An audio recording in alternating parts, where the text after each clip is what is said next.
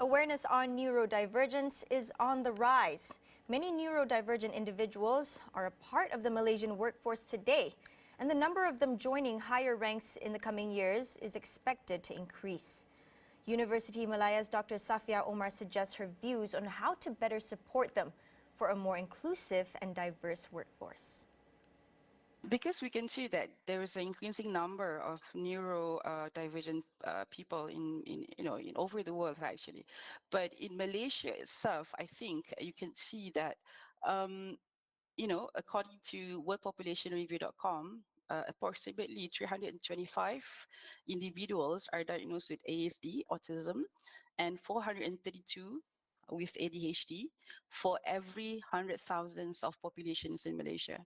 Okay, this is the current figures that we have right now, and it will increase in the future for sure, because we can see that there's a lot of increasing numbers of kids who are actually coming from these neurodiverse groups. Now, if we don't do anything currently to support workforce with neurodiverse group, we would not be able to to utilize these people and be able to give them opportunity in the workforce, so they be able to actually generate their own income and support themselves in the future. Dr. Safiah added that it is important to acknowledge and embrace the unique talents of neurodivergent individuals. I think one of the things is that company usually they mislooked the talents, the powerful talents that this neurodivergence persons could have. Basically, if you can see that people with neurodivergence, they are actually powerful in terms of, where they have a typical brain function when they looked at problems and also anything that they want to solve in a different unconventional angles, or where we talk about the solutions that is actually different from neurotypical person. And I think one of the things is that without this what do you call it, awareness for people who have neurodivergence, we sort of going to mislooked in terms of getting more innovative, as well as being more creative as an organization, as well as the performance. Because there are research that conducted by certain companies that have already they sort of like doing neuro-inclusive policies, where they basically find out that by including this neurodivergence, their profits, their performance are actually increasing by 30%.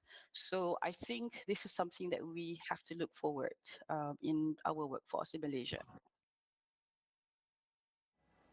Dr. Safiah says supporting neurodivergent individuals at the workforce must start with transparency and awareness. This is the first step towards creating a more inclusive workforce. The first thing is actually we need to have this sort of like it has to start with the neuro inclusion hiring program, where we should have been transparent, and also in a way we will support people with neurodivergence, um, including in terms of their behavioral inclusion as well as the structural inclusion, which means that in terms of their mindset, the skill sets, their relationship, and also we have to make it transparent structures.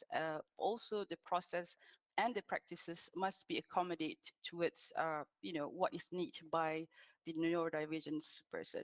And in terms of the employees itself, I think the work environment also needs to be allowed for them to maintain, for them to increase their productivity, and also while alleviating their common struggles. For example, some of them might have sensory issues, where we can actually put a little bit of some calm room, or we could adjust some lighting, which can actually tone down their anxiety, and also to increase their feelings of comfortability working in the organization. According to Dr. Safiah, it is also crucial to structure policies to support neurodivergent individuals at the national level. The most important thing is that I think with the growth numbers now and in the future, I think we need some sort of like approach or policy that not just govern, in specific companies, but I think we need to have certain acts that will cover this policy for, in protecting neurodivergence groups for our nation, for the whole national in Malaysia, which means that we will say that, we do have the Akta of Orang Praupaya, for example, 2008, but it doesn't specifically noted about, or protecting people with neurodivergence. So I think this is something that we need to have in order for us to go forward, moving forward in terms of in the workforce.